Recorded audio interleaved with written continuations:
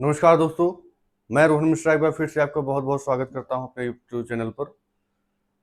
आज हम बात करने जा रहे हैं माइक्रोब्स इन ह्यूमन बींग्स या ह्यूमन वेलफेयर।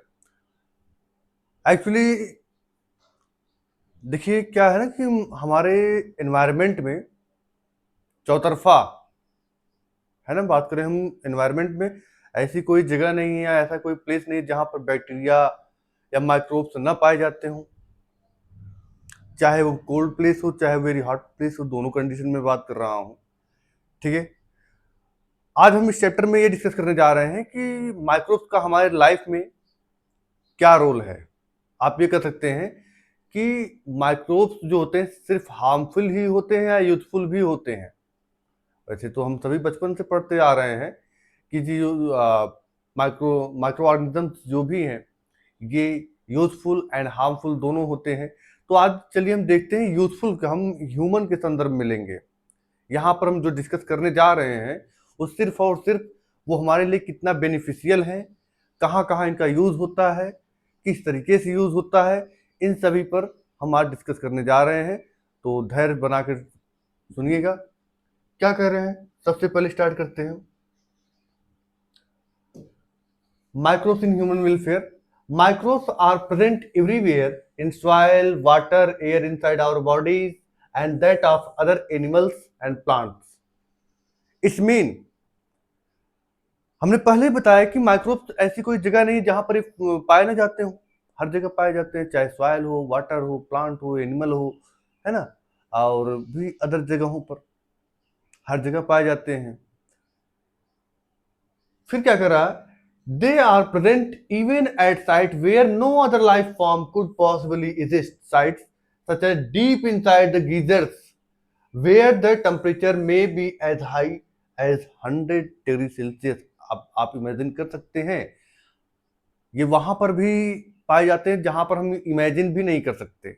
गीजर्स जहां पर कर सकते हैं कि यहाँ पर 100 डिग्री सेल्सियस का टेम्परेचर होता है ना। आमतौर पर देखा जाता है कि 100 डिग्री सेल्सियस पर हमारा वाटर बॉयल हो जाता है, but micro organism can be survive in those temperatures. ऐसी टेम्परेचर में भी वो सर्वाइव कर सकते हैं, ये उनके अंदर क्षमता है। अब डीप इन द सॉइल, मिट्टी की काफी गहराइयों में भी, under the layer of snow, है ना, यानी कि जो बर्फ की लेयर होती है, बर्फ की चादरें होती हैं, उनके नीचे दबे हुए रहकर भी ये सर्वाइव कर सकती हैं। ये क्षमता इनके अंदर होती है ना। And the highly acidic environment, साथ ही साथ इतना ही नहीं, एसिडिक एनवायरनमेंट में भी ये सर्वाइव कर सकती हैं। आप देख पा रहे हैं कि ऐसा कोई, हमने पहले ही जिसको बताया कि ऐसा कोई सेक्टर नहीं बचा जहां पर ये सर्वाइव न करता हो, हर जगह सर्वाइव करता है ना। तो इसलिए मैंने इसको मेंशन किया कि हमको और भी चीजों को भी जानना होता है ना, कि एसिडिक एनवायरनमेंट भी होता है ना, डीप सॉइल होता है या स्नो, डीप स्नो लेयर के बीच में पाया जा सकता है, डीप सॉइल में पाया जाता है या नहीं पाया जाता है ना, गीजर्स में पाए जाते हैं या नहीं पाए जाते हैं। इन सभी चीजों को मेंशन करना था, इसलिए मैंने इसको पूरा डिटेल किया। Microbes are diverse protozoans, bacteria. आप कह सकते हैं कि जितने भी बैक्टीरिया हो गए, वायरसेस हो गए, प्रोटोजोआंस हो गए, वायराइड्स हो गए, प्रियॉन्स हो गए, है ना, फंगस हो गए, इन सम केसेस, ये सभी के सभी क्या है, माइक्रो ऑर्गेनिजम्स हैं। हम सभी जानते हैं माइक्रो ऑर्गेनिज्म 2 टाइप के होते हैं, है ना, यूजफुल एंड हार्मफुल। पैथोजेंस क्या होते हैं, पैथोजेंस जो हमारे लिए हार्मफुल होते हैं उनको हम पैथोजेंस के नाम से जानते हैं। क्लियर है। तो ये देखिए, आपको स्ट्रक्चर देख सकते हैं यहाँ पर। को भाई कहाँ जा रहे हो, ये ठीक है, आगे बात करते हैं।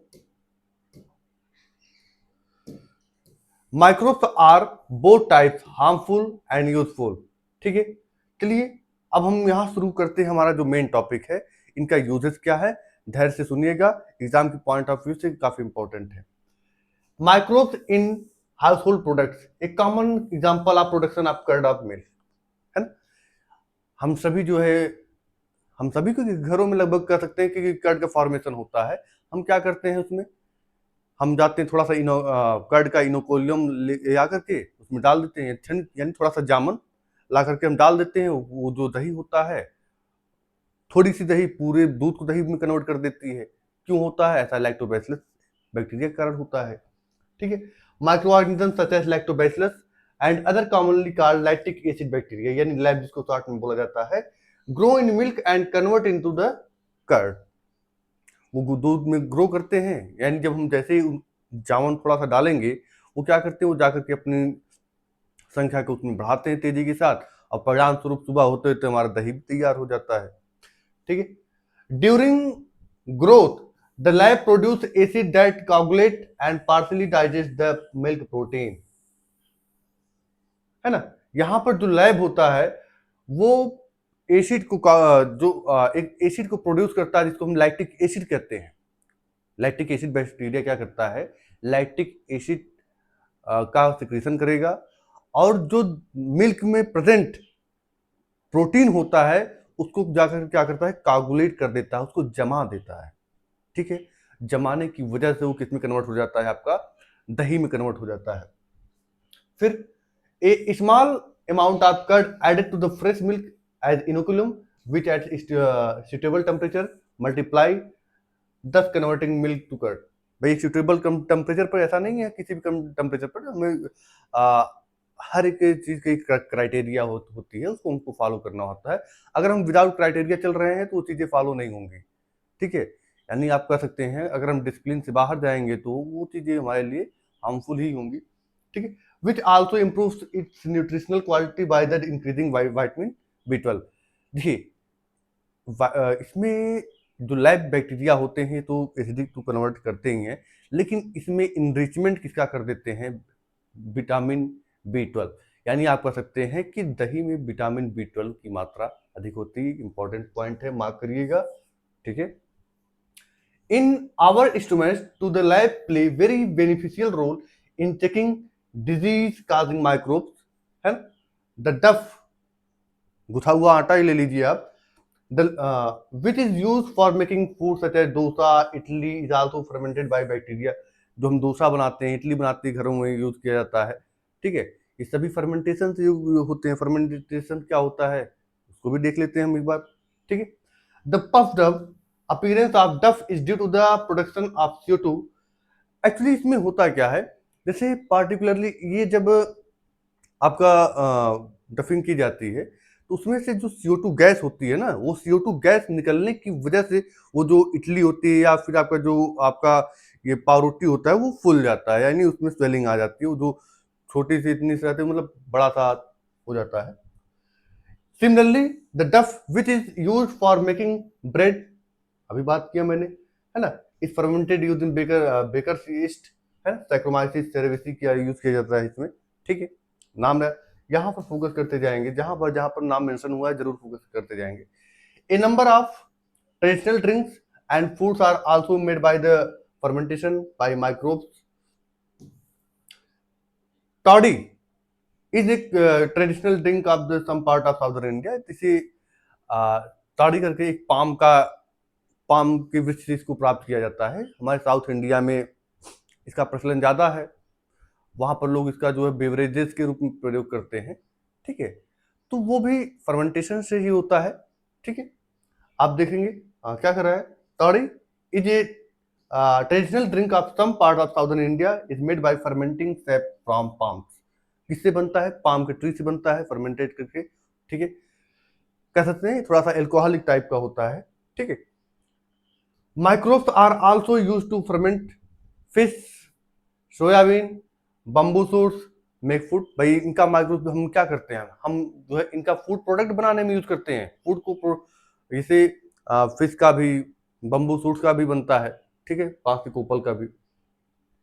चीज is one of the oldest food items in which microbes were used. भाई आप सभी जानते हैं पनीर का प्रयोग आज सभी घरों में हो रहा है।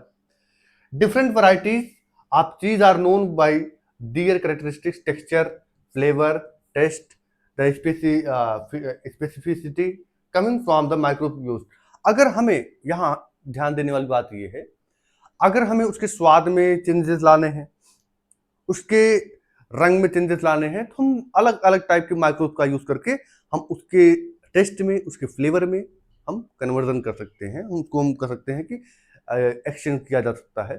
ठीक है, फिर क्या करें, for example the large holes in Swiss cheese are due to the production of large amount of CO2 by a bacterium named Propionibacterium starmani का प्रयोग, जो आपका स्विस चीज होता है, एक काफी फेमस है। ठीक है, उसमें जो ये प्रॉपर्टी आती है वो इस बैक्टीरिया की वजह से आती है, यानी किसका नाम क्या भाई, प्रोपियोनी, एक मिनट इसको रीड करते हैं भाई, एक सेकेंड ऊपर चलो भाई।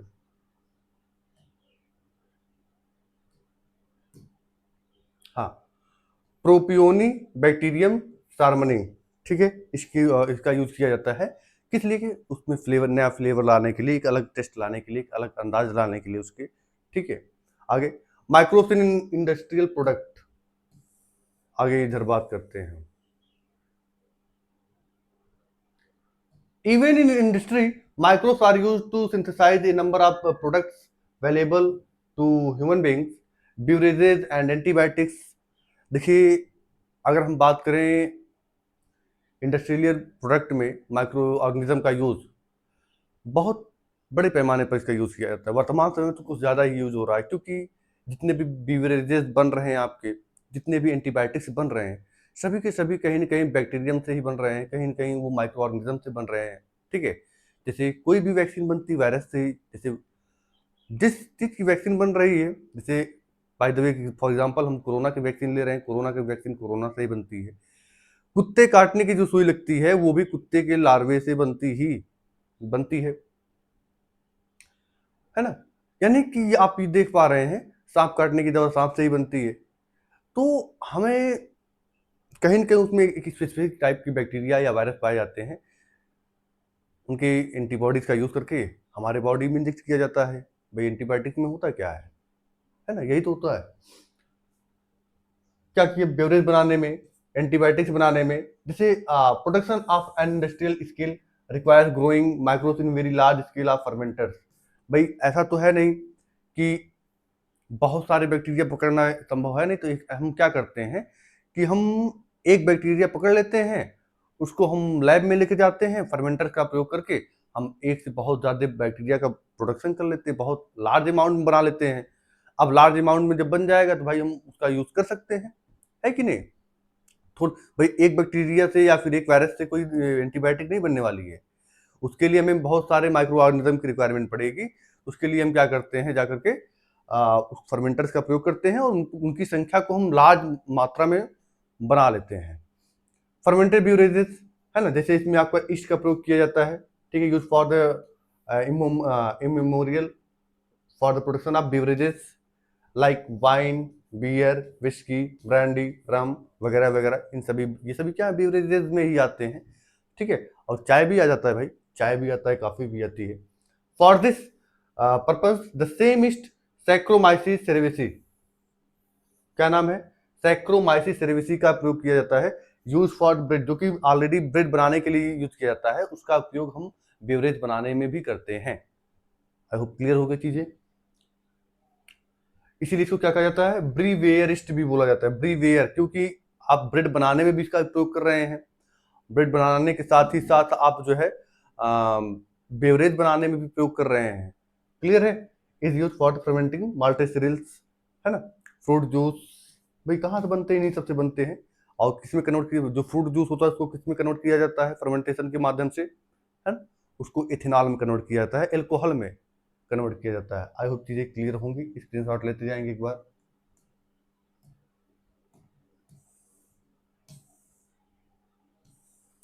नेक्स्ट की बात करते हैं, wine and beer are produced without distillation, whereas whisky, brandy and rum are produced by the distillation. जिसमें से आप देख पा रहे हैं, एक वाइन हो गया और बियर हो गया, इसको विदाउट डिस्टिलेशन प्रोसेस के अंडर लाए बिना ही हम इसका प्रोडक्शन कर लेते हैं।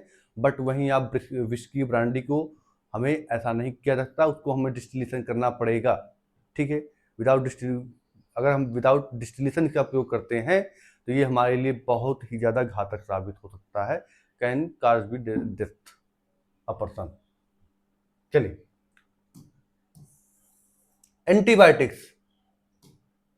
एंटीबायोटिक्स के बारे में चलिए बात करते हैं। Anti is a Greek word, ठीक है, जिसका क्या मतलब होता है against, and bio means life. Against life नहीं भाई, अगेंस्ट लाइफ नहीं, together they means against life in the context of disease causing organism. केवल डिजीज कॉजिंग ऑर्गेनिज्म के कॉन्टेक्स्ट में ही लेंगे भाई, ऐसा नहीं है हमारी लाइफ के खिलाफ है, ठीक है। एंटीबायोटिक ये केवल और केवल माइक्रोब्स के खिलाफ रहता है, इंसान के खिलाफ नहीं। Antibiotics are chemical substances which are produced by some microbes and kill the growth of disease causing। भाई क्या करते हैं भाई, एंटीबायोटिक्स का वर्क क्या करता है, ये हमारे बॉडी में इंटर करते हैं, इंटर करने के बाद उस बैक्टीरिया को मार देते हैं, किल कर देते हैं। हालांकि वो मारते हैं, एंटीबायोटिक्स का हमारे बॉडी में रोल ये होता है, ऑलरेडी हमारे बॉडी में वो क्षमता पाई जाती है, वो जाके उसको एक्टिवेट कर देते हैं और उसको वो जो हमारा इम्यून सिस्टम होता है उस बैक्टीरिया को मार देता है, जिससे हम सेफ हो जाते हैं, फिर से अपने पुरानी अवस्था में आ जाते हैं। आई होप क्लियर होगा। बात करते हैं, penicillin was the first antibiotic to be discovered by the Alexander Fleming from the Penicillium notatum, है ना। पेनिसिलिन जो आपका पहला एंटीबायोटिक खोजा गया था अलेक्जेंडर फ्लेमिंग के द्वारा, ठीक है। कहाँ प्राप्त किया गया था, पेनिसिलियम नोटेटम से इसको प्राप्त किया गया था। बट अब ध्यान ये देना है, फर्स्ट तो हम सभी जानते हैं फ्लेमिंग ने किया था, लेकिन its full potential as an effective antibiotic was established much later by the Ernest Chain and Harvard Florey. लेकिन ये अपने पूरे पोटेंशियल के साथ वर्क करना कब शुरू करता है, जब खोज करते हैं कौन, अर्नेस्ट चैन और हार्वर्ड फ्लोरी। ये दोनों लोग मिलकर के क्या करते हैं, खोज तो ऑलरेडी फ्लेमिंग ने कर दी थी, लेकिन इसका कंप्लीट पोटेंशियल होना चाहिए ना, अपनी पूरी क्षमता के साथ ये वर्क करे, एकदम 100% हमको रिजल्ट मिले। तो उस टाइप की एंटीबायोटिक्स खोज किसने किया था, हार्वर्ड ने और चैन ने, ठीक है। This antibiotic was extensively used to the treat American soldiers wounded in world war second.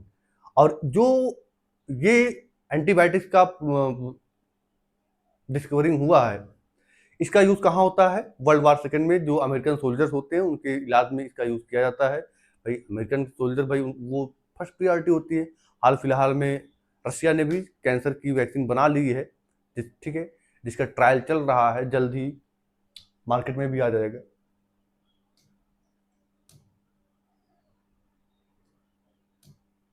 आगे बात करते हैं भाई, फ्लेमिंग, चैन एंड फ्लोरी। भाई इनको इस सभी यानी कह सकते हैं एंटीबायोटिक की खोज के लिए इनको क्या मिलता है, तीनों लोग को संयुक्त रूप से नोबेल प्राइज मिलता है। आप देखेंगे कहाँ गया भाई, फ्लेमिंग हो गए, चैन हो गए, फ्लोरी हो गए, ये सभी को क्या किया जाता है, नोबेल प्राइज से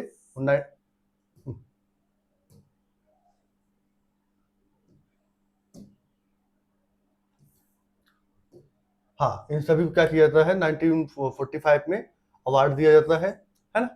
antibiotics have greatly improved our capacity of treat deadly diseases such as plague, whooping cough, काली खांसी इसको कहते हैं, डिप्थीरिया, गालघुटू एंड लेप्रोसी, है ना, जिसको हम वर्तमान समय में कुष्ठ रोग बोलते हैं, ठीक है। Today we can't imagine world without antibiotics. भाई वर्तमान समय में कंडीशन क्या है, थोड़ी सी तबीयत खराब हुई एंटीबायोटिक्स ले लिए, थोड़ी सी तबीयत खराब हुई भैया जाके हम डॉक्टर से क्या करते हैं, हर एक डिजीज में डॉक्टर जरूर एंटीबायोटिक चला रहा है, चाहे किसी भी टाइप का वो आपके अंदर डिजीज हो, बिना एंटीबायोटिक्स के वो रोग ठीक ही नहीं हो सकता, ठीक है। तो इसीलिए कहा जा रहा है कि वर्तमान समय तो हम एंटीबायोटिक्स के वगैरह का ये कि जो है हम अपनी लाइफ की इमेजिन कर सकते थे, संभव नहीं, क्योंकि भाई हर एक, मैंने बताया, हर एक पेशेंट को चाहे कैसा, चाहे वो क्रोनिक डिजीज से ग्रसित हो, चाहे वो आप कह सकते हैं कि स्मॉल टाइम की डिजीज से ग्रसित हो, कोई फर्क पड़ता नहीं है, ठीक है। उन दोनों के लिए हमको एंटीबायोटिक्स का प्रयोग करना ही करना है, क्लियर है। Chemicals, enzymes and other bioactive molecules, ये हमारी नेक्स्ट हेडिंग है, ठीक है, नई हेडिंग आ जाती है यहाँ से। Microbes are also used for commercial and industrial production of certain chemicals like organic acid, alcohols, enzymes. For example, acid producers are Aspergillus niger. क्या है? फंगस है, सिट्रिक एसिड। ठीक है, एस्परजिलस नाइजर किसका इससे क्या बनाया जाता है? सिट्रिक एसिड बनाया। एस्टोबैक्टर एसटी से क्या बनाया जाता है? एसिटिक एसिड बनाया जाता है। क्लास्ट्रीडियम ब्यूटाइलिकम इससे क्या बनाया जाता है? ब्यूटाइलिक एसिड बनाया जाता है। लैक्टोबैसिलस से क्या बनाया जाता है? लैक्टिक एसिड बनाया जाता है। फिर से अब मैं रिवाइज कर दे रहा हूँ, क्या करा? एस्परजिलस नाइजर से सिट्रिक एसिड, एसिडोबैक्टर एसटी से एसिटिक एसिड आप देखेंगे, और क्लास्ट्रीडियम ब्यूटाइलिकम से आपका ब्यूटाइलिक एसिड, एंड लैक्टोबैसिलस से लैक्टिक एसिड बनाया जाता है। एक बार स्क्रीनशॉट ले लेंगे। ठीक है, आगे, east is use for commercial production of ethanol. East का प्रयोग हम तो बेकरी में करते ही हैं, साथ ही साथ हम इसको जो है बेवरेजेस बनाने में उपयोग किया जाता है। Clear? Microbes are also use for production of enzyme. Microbes का प्रयोग हम क्यों करते हैं? एंजाइम के प्रोडक्शन के लिए। ठीक है, lipases are use in detergent formulation and helpful in removing oily stains from the laundry. Lipases enzyme का प्रयोग कहाँ किया जाता है? आप कह सकते हैं कि वो डिटर्जेंट के फॉर्मुलेशन में, यानी डिटर्जेंट बनाने, यानी निरमा पाउडर बनाने में यूज किया जाता है।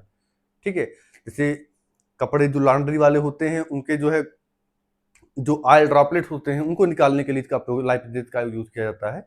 जो कपड़े में हमारे ऑयल के ड्रॉपलेट्स लग जाते हैं, उनको हटाने में लाइपेजेस का यूज किया जाता है। आगे बात करें, अड़ो भाई, चल,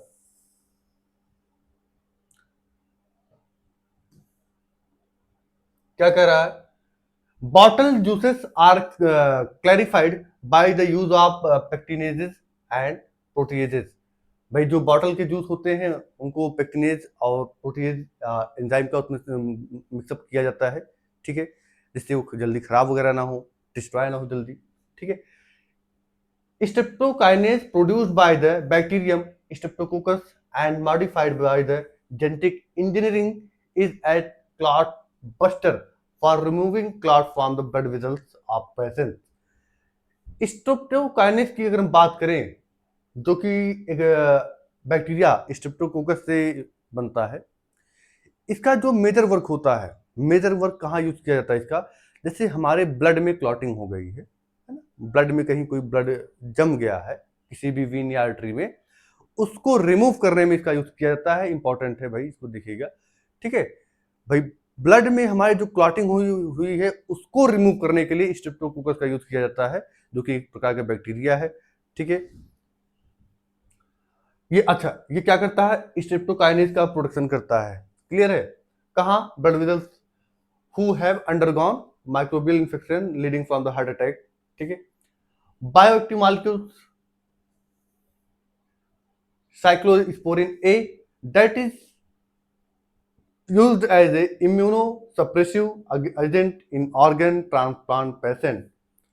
आप देखेंगे बायोएक्टिव मॉलिक्यूल जैसे साइक्लोस्पोरिन ए, इसका यूज किया जाता है इम्यूनोसप्रेसिव एजेंट के रूप में। कहाँ? जिस भी पेशेंट में ट्रांसप्लांट का प्रोसेस चल रहा हो, चाहे कैसा भी ट्रांसप्लांट हो। ट्रांसप्लांट आप लीवर का होता है, ट्रांसप्लांट किडनी का होता है, ट्रांसप्लांट लंग्स का होता है, ट्रांसप्लांट हार्ट का होता है ना, हैंड का भी होता है, घुटने का भी होता है। ठीक है, तो आप कह सकते हैं is produce by the fungus. क्या फंगस? कौन सा फंगस? नाम पर जरूर फोकस करिएगा, ट्राइकोडर्मा पॉलीस्पोरम। ट्राइकोडर्मा पॉलीस्पोरम क्या है? ये जो है साइक्लोस्पोरिन ए नामक एक, आप कह सकते हैं कि बायोएक्टिव मॉलिक्यूल का सेक्रेशन करता है, जिसका उपयोग हम ऑर्गन के ट्रांसप्लांट थेरेपी में यूज करते हैं। ठीक है, आगे बात करते हैं। Sewage is treated in sewage treatment plants, STP जिसको बोला जाता है, to make it less polluting. भाई हम सीवेज ट्रीटेड का क्यों प्रयोग करते हैं? एसटीपी का प्रयोग क्यों किया जाता है? भाई हम सीवेज को जितना कम पॉल्यूटेड बना सके उतना कम कर सके, है कि नहीं? क्योंकि पॉल्यूशन, अगर हम सीवेज का सीवेज के लिए अगर हमने एक्शन नहीं लेंगे या उसके लिए हम वर्क नहीं करेंगे, तो सारी चीजें आगे चल के हमारे लिए हार्मफुल हो सकती हैं। Treatment of wastewater is done by the heterotrophic microbes naturally present in the sewage. This treatment is carried out the 2 stages. देखिए हमारे वाटर में ऑलरेडी जो प्रेजेंट होते हैं, नेचुरली प्रेजेंट होते हैं, उसको खत्म करने के लिए, जिसमें आप देखेंगे एक प्राइमरी ट्रीटमेंट होता है, एक सेकेंडरी ट्रीटमेंट होता है।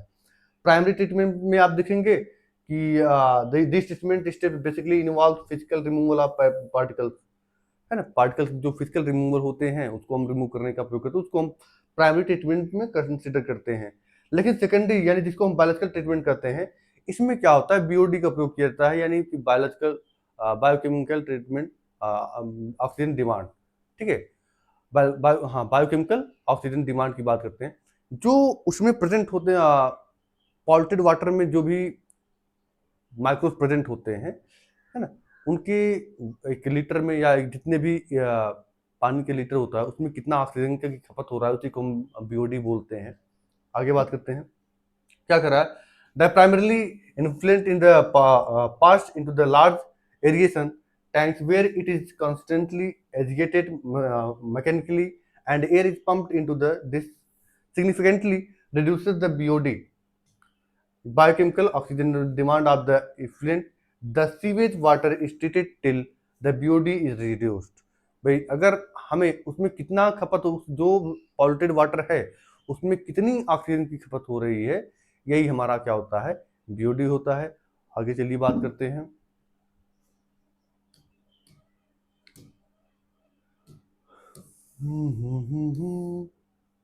चलिए आगे बात करते हैं। The BOD test measures the rate of uptake of oxygen in the microorganism in a sample of water. Indirectly, BOD measures the organic matter present in the water. The greater the BOD demand, waste water, more is polluting potential. अगर कहने का मतलब उसमें oxygen की demand अधिक हो रही है वाटर में, यानी आप ये कर सकते हैं ऑक्सीजन की खपत अधिक हो रही है, इसका मतलब ये है कि वो वाटर बहुत ही ज़्यादा पॉल्यूटेड है। सीधी सीधी बात, यानी इसमें कुछ ज़्यादा नहीं है। अगर हमारे पास कोई पॉल्यूटेड वाटर है, पॉन्ड है, कुछ भी मान लीजिए, नदियाँ ही हैं, अगर उस वाटर में डिमांड ऑफ ऑक्सीजन अधिक है ना, ऑक्सीजन की डिमांड उसमें या ऑक्सीजन की खपत ज़्यादा हो रही है, इसका मतलब ये है कि वो वाटर बहुत ही ज़्यादा पॉल्यूटेड है। आई होप चीज़ें क्लियर होंगी अब। फिर आगे क्या कर रहा है कि during the digestion of sludge bacteria produce a mixture of gases such as methane, hydrogen sulphide and CO2, these gases from biogases. ठीक है, इस दौरान जब डाइजेशन का स्लज का डाइजेशन किया जाता है, उस दौरान आपके हाइड्रोजन सल्फाइड और कार्बन डाइऑक्साइड, मीथेन का प्रोडक्शन होता है। अब इन्हीं को हम क्या बोलते हैं भाई, ये सभी मिलकर के क्या करते हैं, बायोगैस का सिक्रीशन करना शुरू कर देते हैं, फॉर्मेशन करना शुरू कर देते हैं। फिर बाद में चल कर कि जो है मिनिस्ट्री ऑफ एनवायरनमेंट ने एक प्लान लाते हैं जिसको हम बोलते हैं गंगा एक्शन प्लान या यमुना एक्शन प्लान। देखते हैं, ठीक है, गंगा एक्शन प्लान 1985 में राजीव गांधी की सरकार रहती तब लाया जाता है, यमुना एक्शन प्लान भी लाया। इस सभी के सभी इसलिए गंगा एक्शन प्लान गंगा नदी के संरक्षण के लिए लाया गया, यमुना एक्शन प्लान यमुना नदी के संरक्षण के लिए लाया गया। ठीक है, खास करके ऐसा ही नहीं सिर्फ इसमें, और भी जो सहायक नदियां हैं उनकी बात कर रहा हूं। ठीक है, ऐसा नहीं सिर्फ नहीं स्पेशली नदियां। Microbes in bio control agents, यहां आप चलते हैं भाई न्यू टॉपिक पर। हटो भाई। Biochemical refer to the use to the biochemical method for controlling plant diseases and pest. Biochemical का यूज कहां किया जाता है, बायोकेमिकल का यूज वहीं किया जाता है जहां पर इसका अत्यधिक मतलब हमारे क्रॉप्स में किया जाता है। आप देख पा रहे होंगे method for controlling plant diseases and paste. Plant में जो डिजीज होते हैं, जो रोग होते हैं, उनसे निपटने के लिए हम बायोकेमिकल का प्रयोग करते हैं। खेती हमारे एग्रीकल्चर सेक्टर में यूज किया जाता है मैक्सिमम। ठीक है, वीडीसाइड, पेस्टिसाइड, है ना, फंगीसाइड, इंसेक्टिसाइड, तमाम प्रकार के आपके केमिकल्स के यूज किए जाते हैं। क्यों? क्योंकि हमें भाई अपनी फसल को बचाना है। अपनी फसल को बचाने के लिए हम तमाम प्रकार के केमिकल का यूज कर रहे हैं। Modern society These problems have been tackled increasingly by the use of chemicals, by use of insecticide and pesticide. वर्तमान समय में अब जैसे जैसे समय बढ़ता गया, लोग इसका परिणाम अब धीरे धीरे लोगों में आ रहा है कि नहीं भाई, इसका अत्यधिक प्रयोग करने से परिणाम ये होगा कि हमारी जो लैंड होगी उस समय के लिए तो बढ़िया है, प्रोडक्शन बढ़िया होगा, लेकिन आने वाले समय के लिए वो क्या हो जाएगी, बैरन हो जाएगी लैंड वो आपकी, है ना, बंजर हो जाएगी वो जमीन। इसीलिए हम बायो फर्टिलाइजर का प्रयोग करना शुरू कर दें, हम जो है बायोकेमिकल का प्रयोग करें, ठीक है, केमिकल का नहीं, बायोकेमिकल का प्रयोग करें जो हमारे एनवायरनमेंट के अनुकूल हो। These chemicals are toxic and extremely harmful to human, animals, soil, groundwater, fruits, vegetables, crop plant। भाई ये जो केमिकल होते हैं सभी के लिए हार्मफुल है, चाहे कोई भी हो, सॉइल हो, वाटर हो, एनिमल हो, प्लांट हो, सबके लिए ये हार्मफुल होते हैं। हम वीडीसाइड का प्रयोग करके क्या करते हैं कि हमारे खेत में खरपतवार ना उगे, लाकर दवा मार देते हैं और परिणाम ये होता है खरपतवार तो नहीं उगता है, लेकिन धीरे धीरे उसका साइड इफेक्ट उस मिट्टी पर पड़ने लगता है, जिसका परिणाम हमें बाद में झेलना पड़ेगा। ठीक है, नेक्स्ट हमारी जो हेडिंग है biological control of pest and diseases. अब हम कैसे इसका यूज कर सकते हैं, जैसे BT cotton resistant to attack by the insect pest. ये बीटी कॉटन क्या है, बैसिलस थुरियंसिस से एक आपका बैक्टीरिया होता है ना, जो कि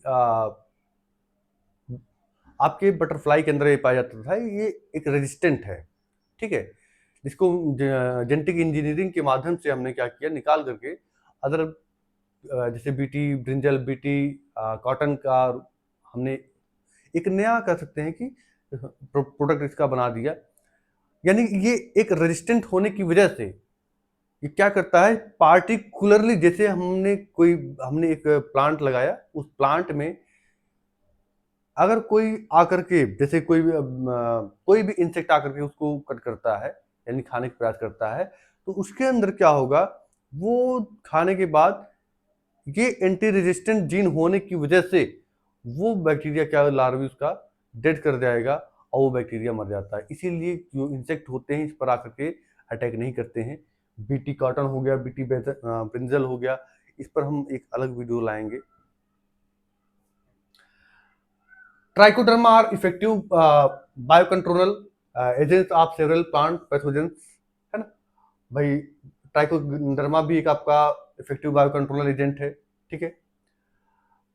बाइक्यूलोवायरस used as biological control agent, they have been no negative impact on plant, mammals, birds, fish. Baculoviruses क्या है, एक बायोलॉजिकल कंट्रोलर एजेंट होता है जिसका कह सकते हैं कि आप किसी पर भी कोई साइड इफेक्ट नहीं है, इसका कोई किसी प्रकार की कोई हार्मफुल इम्पैक्ट इसका नहीं है, ठीक है। Microbes in biofertilisers, we have now realised that there are problems associated with the over use of chemical fertilisers. हम सभी जानते हैं कितने धड़ल्ले से हम, कितनी धुआंधार तरीके से हम आज फर्टिलाइजर का यूज कर रहे हैं, जो कि ऐसा करना नहीं चाहिए। हमें उतनी ही मात्रा में यूज करना चाहिए जितना हमें रिक्वायरमेंट हो, है ना। हमें चीज़ों को समझना खुद पड़ेगा, क्योंकि और कोई नहीं समझने आएगा। अगर हम लोग नहीं समझ देंगे तो फिर अदर से हम उम्मीद भी नहीं कर सकते, ठीक है। आगे बात करते हैं, biofertilisers increase the nutrient quality of soil. क्या करते हैं बायोफर्टिलाइजर्स, ये हमारे न्यूट्रिएंट क्वालिटी को इंप्रूव करते हैं मिट्टी में। ध्यान ये देना है, बायोफर्टिलाइजर है, फर्टिलाइजर नहीं है, ठीक है। The main source of biofertilisers are bacteria, fungi, cyanobacteria. बनता किससे है, यानी हम बात करें ये बायोफर्टिलाइजर का यूज को बनाते समय किस किस का यूज किया जाता है, उस टाइम बैक्टीरिया हो गए, है ना, आपके फंगस हो गए, साइनोबैक्टीरिया हो, इन सभी का यूज करके बायोफर्टिलाइजर को बनाया जाता है। और ये किसी भी एंगल से हमारी मिट्टी के लिए, हमारे एनवायरनमेंट के लिए हार्मफुल नहीं होते हैं, ठीक है। दीज बैक्टीरिया एसोसिएटेड हाँ with leguminous plant and showing the symbiotic relationship of the rhizobium। आप देखेंगे जो साइनोबैक्टीरिया होते हैं, कुछ बैक्टीरिया ऐसे होते हैं जैसे वो क्या करते हैं लेगुमिनस प्लांट के साथ, जैसे मैं बात करूं राइजोबियम। राइजोबियम कहाँ पाया जाता है, जितने भी लेगुमिनस प्लांट रूट हैं वहाँ पर पाए जाते हैं, इन प्लांट के रूट नोड्यूल्स में ही पाए जाते हैं। सिम्बायोटिक रिलेशनशिप प्रोवाइड करते हैं और इनडायरेक्टली रूप से ये क्या करेंगे, कि एटमॉस्फेयर से नाइट्रोजन को एब्जॉर्ब कर करके उसको नाइट्रेट में कन्वर्ट करके प्लांट को प्रोवाइड करते हैं और बदले में अपना उससे न्यूट्रिशन प्रोवाइड करते हैं। ठीक है, और भी आगे बात करें क्या है। चलो भाई, ये जो spirillum Azotobacter enriching the nitrogen contest of the soil, कुछ ऐसे बैक्टीरिया हैं जो हमारे मिट्टी में कर सकते हैं कि आपके न्यूट्रिएंट को इनरिच करते हैं, उसको बढ़ाने का वर्क करते हैं, जिसमें से आपके एजिटोबैक्टर, एजोस्पाइरिलम। ठीक है, fungi are also known as the known to form symbiotic relationship with plant mycorrhiza root. ठीक है, माइक्रोराइजा जो है जैसे कुछ प्लांट होते हैं जिसमें रूट की जगह माइक्रोराइजा पाए जाते हैं। ठीक है, इनाबिना, नास्टॉक, ऑस्लेटोरिया इटीसी फिक्स एटमॉस्फेरिक नाइट्रोजन। ठीक है, ये सभी के सभी क्या करते हैं, नाइट्रोजन फिक्सेशन कवर करते हैं, आप सभी पढ़ते आ रहे हैं। BGA also increase the fertility of the soil, यानी ब्लू ग्रीन एल्गी ये क्या करते हैं, हमारे सॉइल की फर्टिलिटी को बढ़ाने का वर्क करते हैं। उम्मीद करते हैं लेक्चर आपको पसंद आया होगा। फिर मिलते हैं नेक्स्ट वीडियो में। धन्यवाद।